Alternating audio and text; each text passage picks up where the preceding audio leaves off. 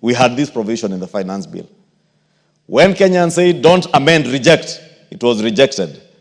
But again, in the tax amendment laws of 2024, we brought in the provision to allow any person who enjoys gratuity, whether you're in the private or public sectors, Honorable Speaker, and now the bill is clarifying that it is retirees or people who are getting gratuity, both from the private or public sectors, Honorable Speaker, to be able to enjoy exemption on income tax. Therefore, whatever gratuity you paid, you will not pay income tax on it. Again, putting money back to the pockets of our retirees or people who are ending their contractual work, for those who work on contracts, Honorable Speaker, like members of parliament and others who have a 5-year tenure. And this ensures, Honorable Speaker, that retirees keep more of their gratuity, supporting their financial security and dignity even beyond their working life, Honorable Speaker. Honorable Speaker. Yeah, add the majority leader 2 minutes. Honorable Speaker, I'm mentioning these things because they are important. Because of the campaign of misinformation and disinformation that the chair alluded to, Kenyans are made to believe that there is nothing in the finance bill to benefit them.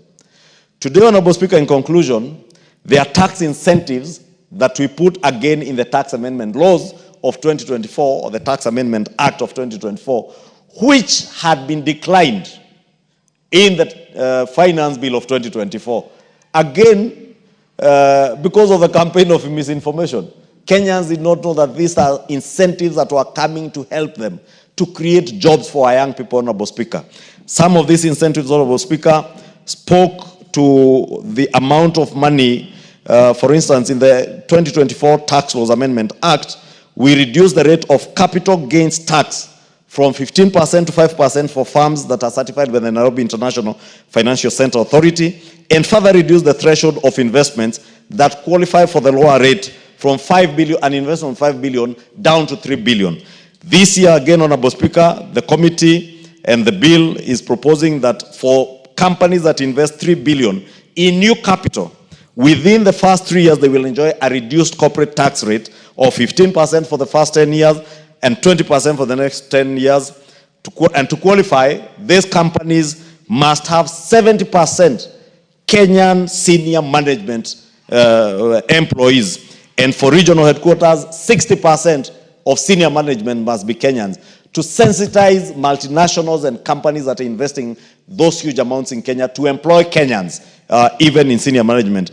Also, Honorable Speaker, for startups that are certified by the Nairobi International Financial Center Authority, they will benefit from a lower tax rate of 15% for the first 3 years and 20% for the next 4 years to support their earlier growth. This, again, as I said, is to support the growth of new industry, new investments that will create jobs for our young Kenyans, Honorable Speaker.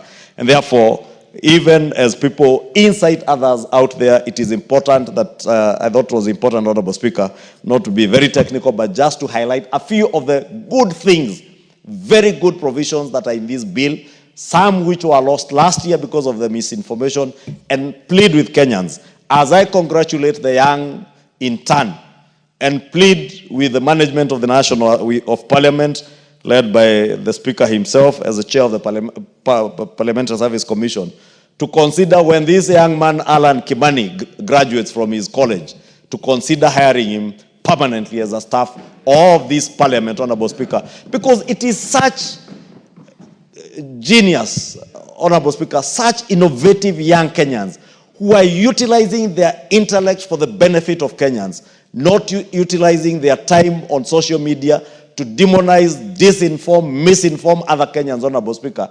The platform and the QR code that this young man created, as you have heard, enable Parliament as an institution to be able to engage more meaningfully with Kenyans.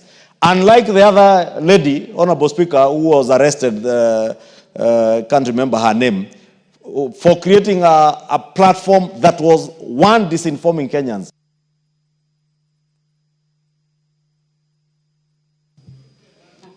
Add him 1 minute. Honorable Speaker, you need to inform the Honorable Member for Kitui Central that I am not this guy. I am the member for Honorable- Kikuyu. My name is Kimani Ichungwah, Honorable, and the leader of majority. More senior than Kalonzo Musyoka today. Honorable, Honorable Speaker, I was saying that lady who had created a platform that simply at the click of a button was sending a lot of emails to the parliamentary website, Honorable Speaker, to clog the system and stop Kenyans from giving valid views. I must congratulate Mr. Alan Kimani, a young Kenyan, very innovative and a genius. And I plead with the Parliamentary Service Commission at the right time to consider him. So that those who are fond of praising young people in this country and stratifying them into generations, like Makali Mulu's party leader, to know that it is the intellect of such young people that you need to harp on. Because some of those people, even praising those young people and stratifying them into generations, don't have children in the generations that they keep talking about in political rallies. They don't even understand or comprehend the kind of intellect that these young people have that are helping Kenya. yeah, the Honorable David Boni. Thank you very much.